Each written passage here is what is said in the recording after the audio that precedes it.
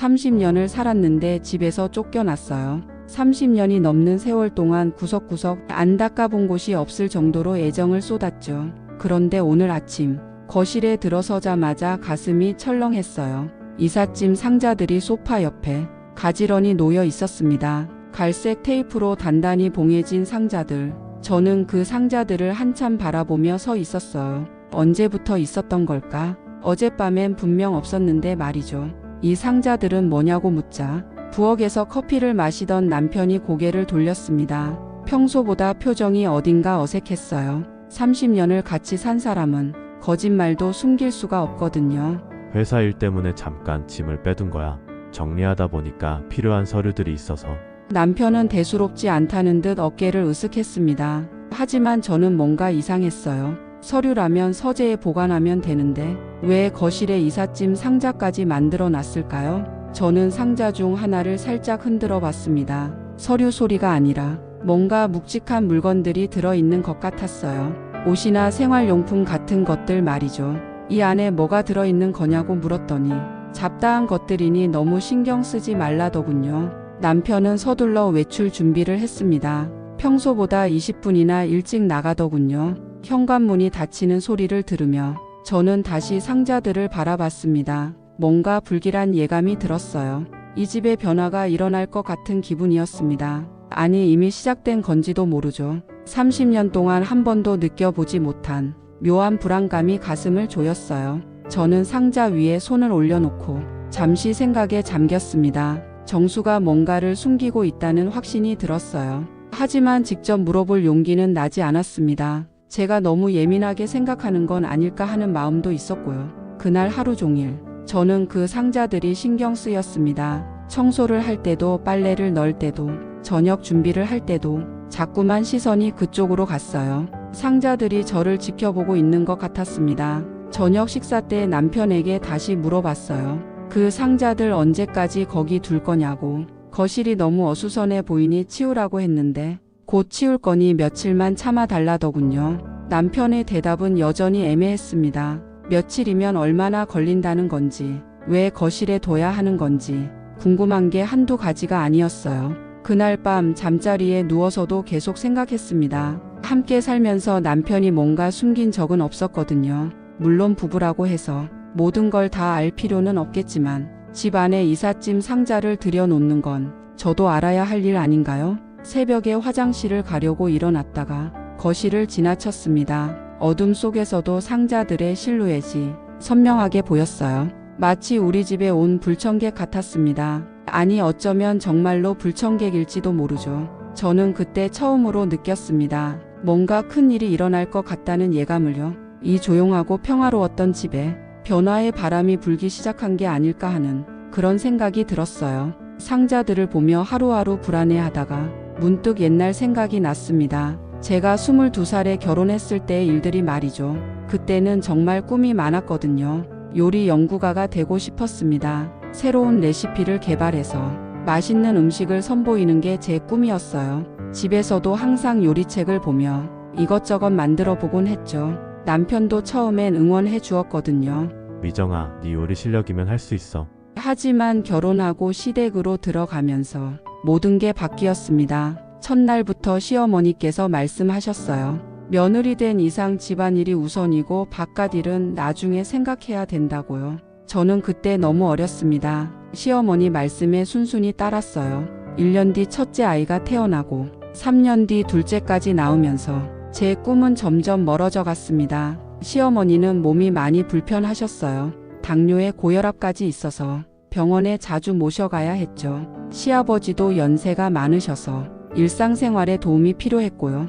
내가 아니면 이 집안이 굴러가지 않는다는 시어머니의 말을 들을 때마다 가슴이 무거웠습니다. 책임감이라는 이름으로 제 어깨를 짓누르는 것 같았어요. 그와 동시에 인정받는다는 기분도 들었죠. 이 집에서 꼭 필요한 사람이라는 생각이 들게 했거든요. 새벽에 일어나 시부모님 아침 식사를 따로 준비했는데 당뇨식으로 챙겨드려야 해서 손이 많이 갔거든요. 아이들 아침 먹이고 유치원에 데려다주고 돌아와서 빨래하고 청소하고 정리하고 점심 준비해놓고 아이들 데리러 가고 저녁엔 남편 퇴근에 맞춰 따뜻한 밥상을 차려놓고 기다렸어요. 하루 종일 쉴 틈이 없었습니다. 그래도 가족들이 맛있게 먹는 모습을 보면 뿌듯했거든요. 요리에 대한 꿈은 완전히 접었다고 생각했는데 가끔씩 텔레비전에서 요리 프로그램이 나오면 눈을 뗄 수가 없었습니다. 새로운 조리법이 나오면 따라해 보기도 했어요. 엄마 이거 맛있어. 아이들이 제 요리를 맛있게 먹을 때가 가장 행복했습니다. 비록 요리 연구가는 되지 못했지만 가족을 위한 요리만큼은 최선을 다하고 있다고 생각했거든요. 시부모님이 세상을 떠나신 뒤에도 제 생활은 크게 달라지지 않았어요. 이제는 아이들 교육에 더 신경을 써야 했거든요. 학원비며 대학 등록금까지 생각하면 제가 밖에서 일할 여유는 없었습니다. 네가 집에서 아이들 뒷바라지 해주니까 내가 마음 편히 일할 수 있어. 남편은 늘 고마워했어요. 저도 그런 남편을 보며 뿌듯했습니다. 제가 집을 잘 지키고 있으니까 남편이 열심히 일할 수 있는 거라고 생각했거든요. 아이들이 대학에 들어가고 취업하면서 이제야 좀 생활에 여유가 생겼고 그때 문득 이런 생각이 들더라고요. 이제 시간이 좀 생겼으니 예전 꿈을 이룰 수 있지 않을까 하고요. 하지만 남편의 생각은 달랐습니다. 가족을 위해 살아온 제게 이제 쉬라고 하더군요. 저는 그때 깨달았습니다. 제 꿈은 그때 끝난 거였구나. 그 생각이 드니 마음이 허전했어요. 그런 마음으로 지내던 차에 거실에 낯선 상자들을 보게 된 겁니다. 뭔가 변화가 시작되고 있다는 생각과 함께 묘한 기분이 들었어요. 일주일이 지났지만 남편은 여전히 곧 치우겠다는 말만 반복했어요. 하지만 더 이상한 건 남편의 행동이었어요. 평소엔 6시 반이면 집에 와서 밥을 먹었는데 요즘엔 빠르면 8시 늦으면 자정에 퇴근합니다. 회사 일이 많다는데 30년 넘게 같이 산 남편의 거짓말을 어떻게 모르겠습니까? 예전 같으면 저녁 시간에 맞춰서 딱딱 들어오고 밥을 안 차려주면 화를 냈었는데 지금은 피곤하다며 바로 방으로 들어가 버려요. 더 이상한 건 휴대폰이었어요. 전엔 아무렇지도 않게 식탁 위에든 소파에든 두고 갔는데 요즘엔 어디를 가든 손에서 놓질 않았습니다. 심지어 화장실에 갈 때도 가져가더군요. 그러던 어느 날 남편이 샤워하는데 휴대폰이 울려서 침대 위에 놓인 폰을 보니 수정이라는 사람이더군요. 자정이 되어가는 시간에 왜 전화를 했을까요? 전화 왔다는 제 말에 샤워실에 있던 남편이 누구냐고 묻길래 수정이라고 말했더니 그 순간 샤워하던 소리가 뚝 끊기고 문이 벌컥 열리며 남편이 뛰어나왔습니다. 수건으로 대충 몸을 닦으며 폰을 낚아챘어요. 회사 후배인데 급한 일 있나 보내라고. 남편은 거실로 나가서 전화를 받았습니다. 저는 침실에 있었지만 남편의 목소리가 들렸어요. 처음 듣는 부드러운 목소리로 말하더군요. 회사 후배한테 그런 목소리를 낼 이유가 있을까요? 그날부터 수정이라는 이름이 자주 보이더군요.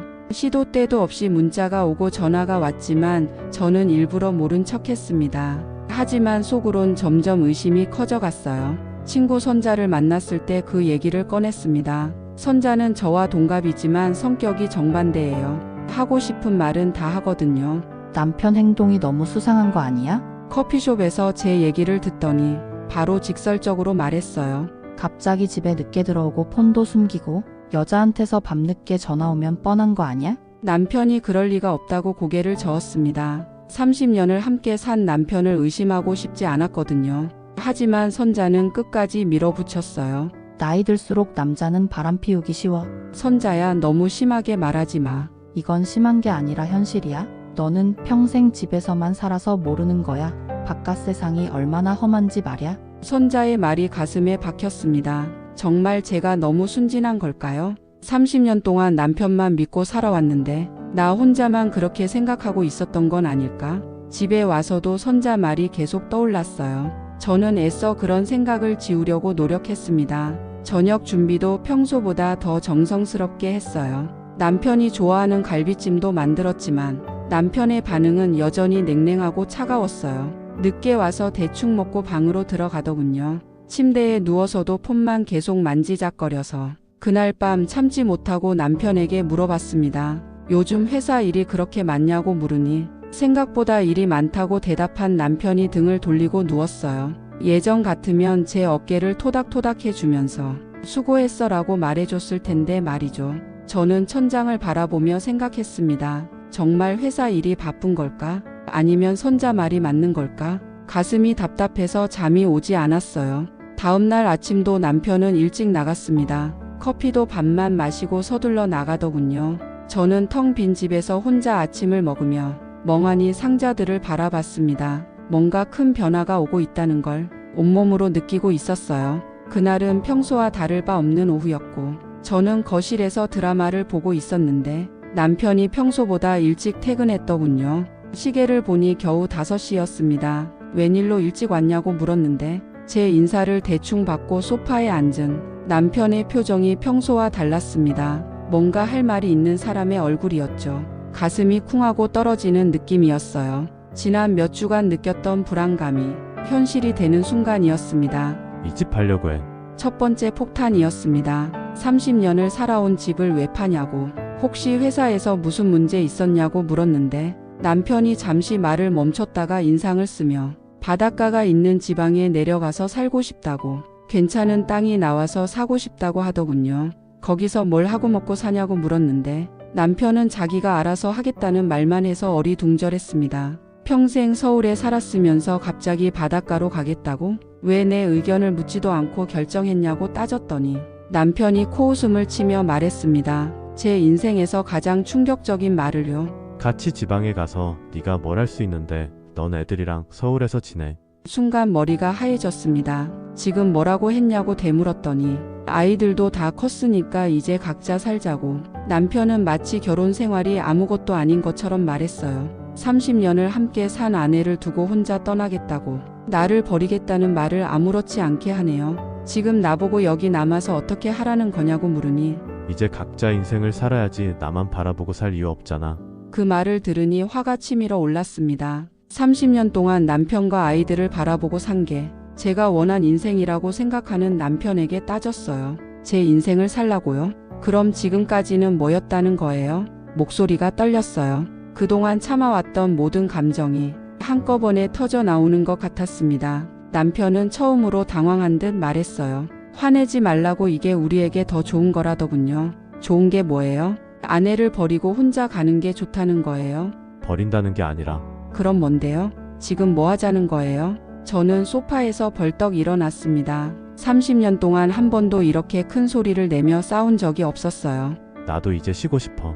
평생 회사 다니느라 고생했잖아.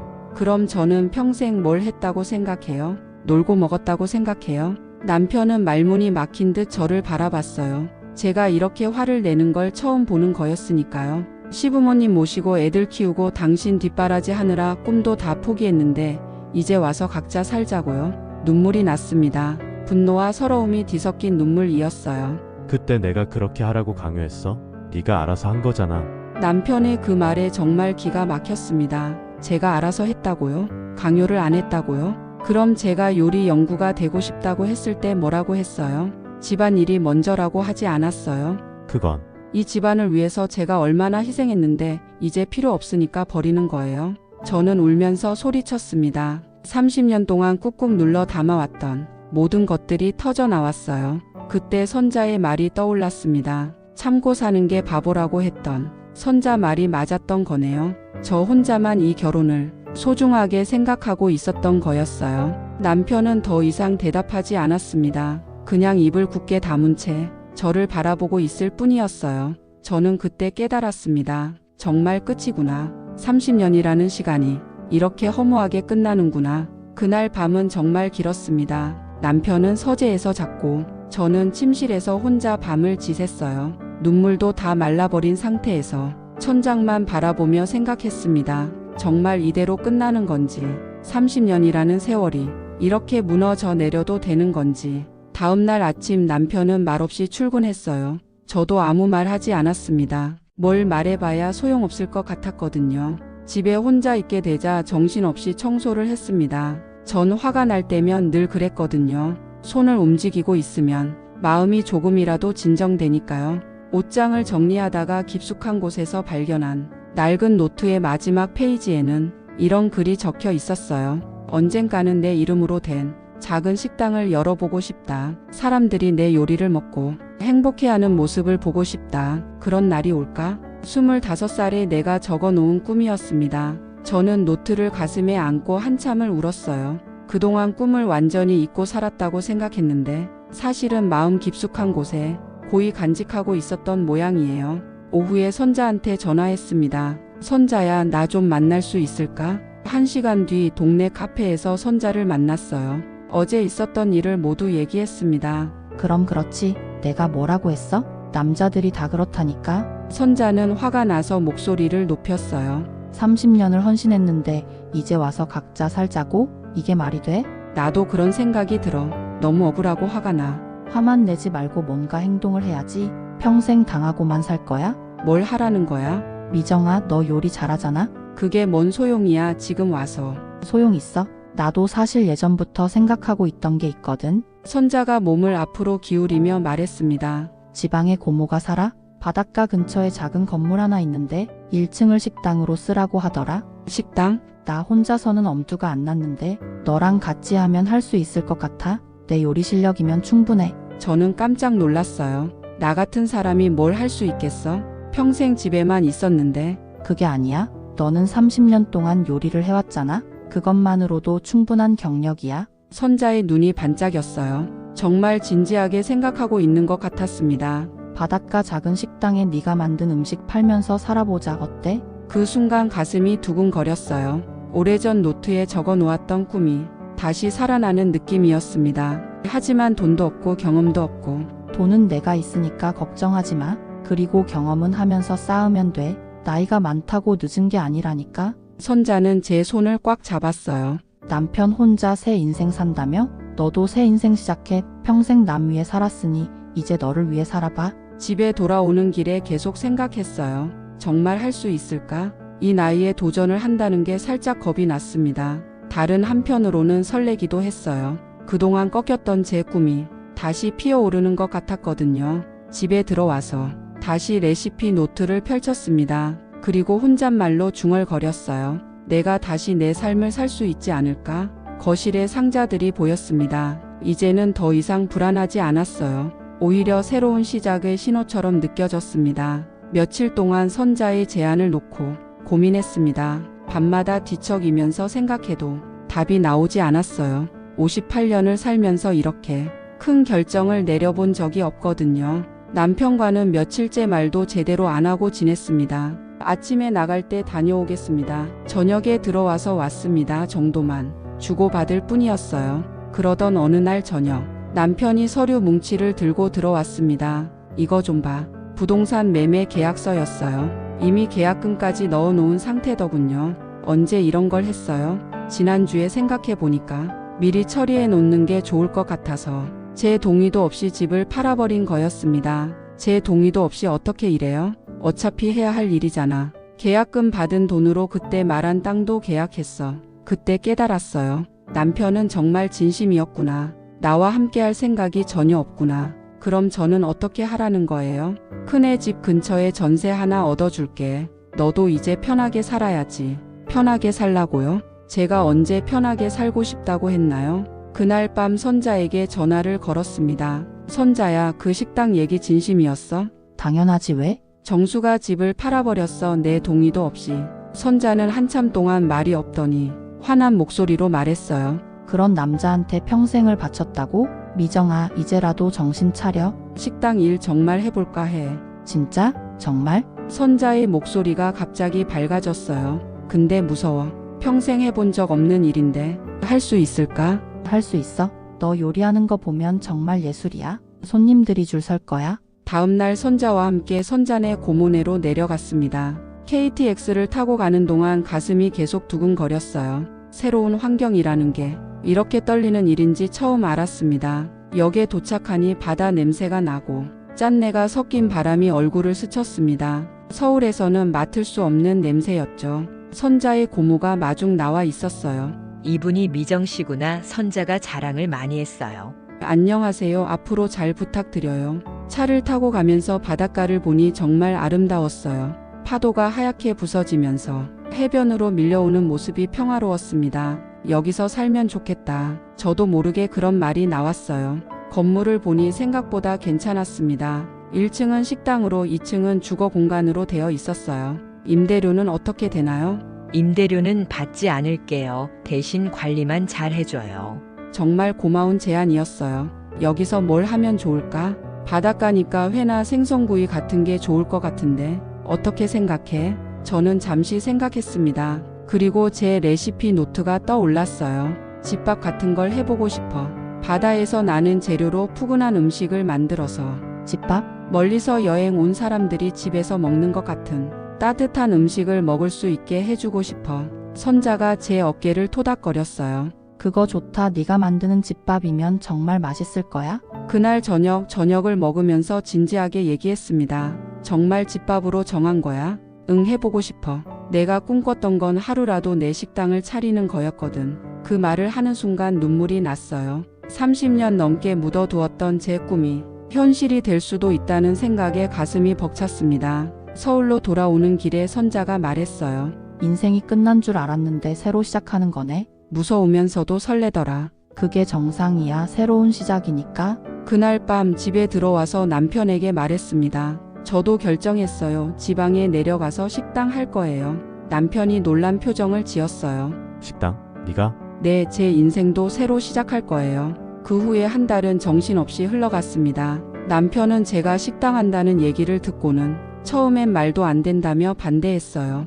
내가 뭘 할 수 있겠어? 평생 집에만 있던 사람이. 해보지 않았으니까 모르는 거 아닌가요? 장사가 그렇게 쉬운 줄 알아? 하루 이틀 하다가 포기할 게 뻔해. 남편의 말 한마디 한마디가 비수처럼 꽂혔어요. 하지만 이번에는 포기하지 않았습니다. 선자와 함께 지방을 오가며 식당 준비를 했습니다. 테이블과 의자를 새로 사고 주방 도구들도 하나씩 갖춰갔어요. 제 돈으로는 한계가 있어서 선자가 많이 도와줬습니다. 나중에 잘 되면 천천히 갚으면 돼. 지금은 시작하는 게 중요해. 제 레시피 노트를 보면서 바닷가에 어울릴 만한 음식들을 선별했어요. 김치찜, 된장찌개, 갈치조림, 오징어 볶음 같은 정말 집에서 먹는 음식들로요. 식당 준비하랴 이사 준비하랴 바쁘게 움직이고 있는데 며칠 동안 집에 들어오지 않았던 남편이 집에 오더니 적당히 취한 상태로 비꼬듯 말하더군요. 진짜 하려고? 네, 다음 주에 내려가요. 남편이 한참을 말없이 서 있더니 한숨을 쉬었어요. 후회하지 마. 힘들어도 나한테 돌아온다고 하지 마. 돌아올 생각 없어요. 제가 선택한 길이니까 끝까지 해볼 거예요. 그때 남편이 비웃는 듯한 표정을 지었습니다. 내가 뭘 할 수 있겠냐? 3개월도 못 버틸걸. 그 말을 들으니 화가 치밀어 올랐어요. 이 정도로 저를 무시할 줄은 몰랐거든요. 3개월이든 3년이든 당신이 걱정할 건 아니죠. 그럼 됐어. 각자 잘 살아보자. 이혼 서류에 도장을 찍는 날이었습니다. 후회하지 마. 남편은 마지막으로 그 말을 내뱉더군요. 후회는 당신이 하게 될 거예요. 이제 당신도 그 집도 필요 없어요. 내 삶은 내가 알아서 살 테니 신경 꺼요. 남편은 뭔가 말하려다가 입을 다물었죠. 짐을 정리하는 날 30년을 살았던 집을 둘러봤어요. 거실, 주방, 안방, 아이들 방까지. 추억이 깃든 공간들이었지만 아쉽지 않았습니다. 오히려 새로운 시작에 대한 설렘이 더 컸어요. 지방에서 식당을 개업한 지 6개월이 지났습니다. 입소문이 나면서 조금씩 손님이 늘어나고 맛있게 먹는 모습을 보면 정말 뿌듯했어요. 아침부터 밤까지 손님이 끊이지 않았지만 전혀 힘들지 않았어요. 나중에 큰딸에게 남편에 대해 들어보니 지방으로 내려갔다가 2개월 만에 서울로 다시 돌아왔다더군요. 그리고 집을 다시 사겠다며 자식들에게 계속 연락을 했던 모양이에요. 물론 자식들은 이혼을 반대했던 터라서 절대로 돈을 줄 수 없다고 연락까지 끊은 상태래요. 이제 남편은 신경 끄고 제 인생에 집중할 생각입니다. 제 인생을 응원한다면 좋아요 부탁드릴게요.